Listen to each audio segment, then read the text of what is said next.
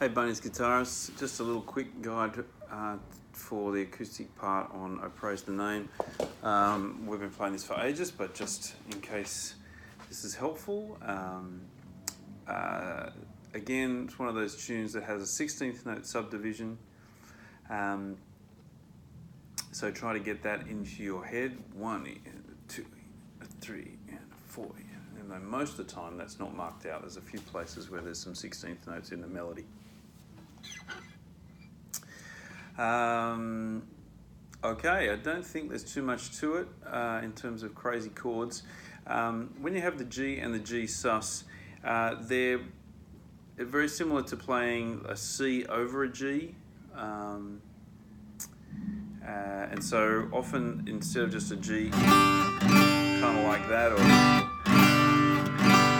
that kind of original one with only the B string ringing out can be quite helpful, particularly if you want to go like that as the G, so G, mute, D, G, B, G, because what you're going to do is drop these two guys onto the C and the E note on the B string first fret and the D string second fret, and then you got a C triad in there over a G.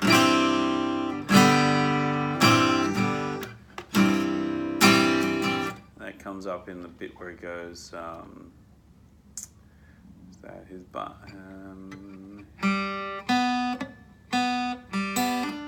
his body bound.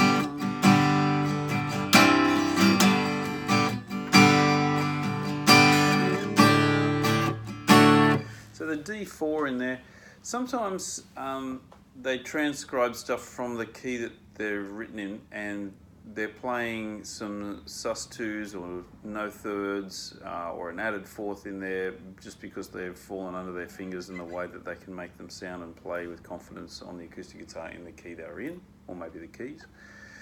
So maybe take some of these with a bit of a grain of salt, like that 4 against the D chord in bar 11, the D4. There's no fourth in the melody, so it's not like it's a critical note. It just probably is one of the ones that snuck in the original recording. That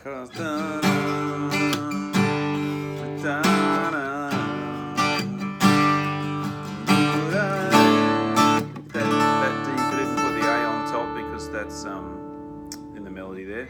Regular D. Take the F sharp, whack it up there on the D, on the A rather.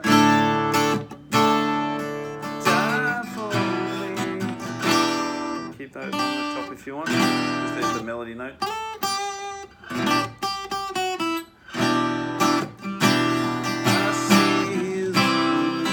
C on E on top, so that voicing of a C is probably going to work.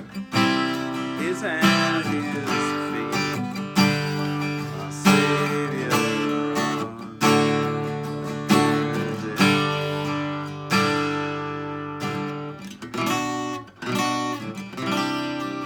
To get that thing that's quite pianistic on the original, there's the B, there's the G, then I've got D, then I've got the F sharp to make that major 7 with a G major 7 with a B in the bass. The chord here says a C on G, so you can go back to the one and that way you get a on top, which just sounds quite nice. Verse 2, body bound, my body bound, his body bound, and reached into.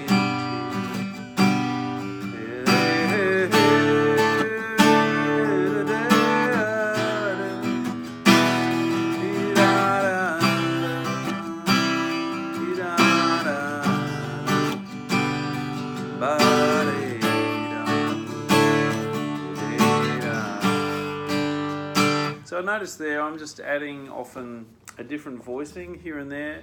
So D, that can be nice, and E minor. Sometimes the strums have some variety in the strength of them. Some are a little heavier than others, but I'm choosing to do that to try and give it a little bit of light and shade rather than be too rigid about it. Although the G is the there's an easy change between the C chord with the E on top or with the G on top.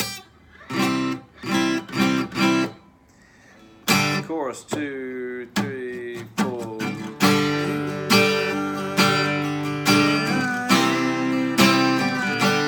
Keep the G on top of everything there. Melody note really strong, and make that sounds big and meaty and powerful rather than. If you want it to feel lighter, go for that voicing that doesn't have that D and the G on top, but has the B and G on top. Feelings, folks.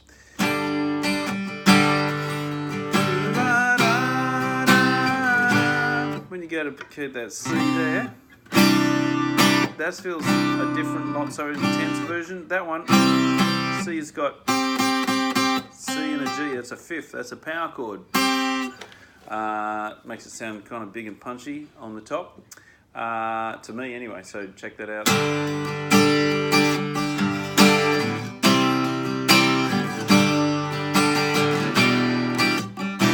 Keep the G and the D on top in an E minor chord, makes it more like an E minor 7, but that's just fine. Because you're going to a D sus4 and then to a D, so you got those common notes on top, it's great. Then G over B, those two can stay there.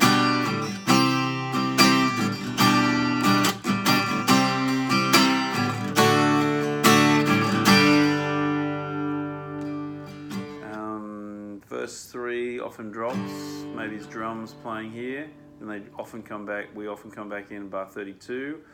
So, da da da da, the sun rose again, oh damn, any kind of C there.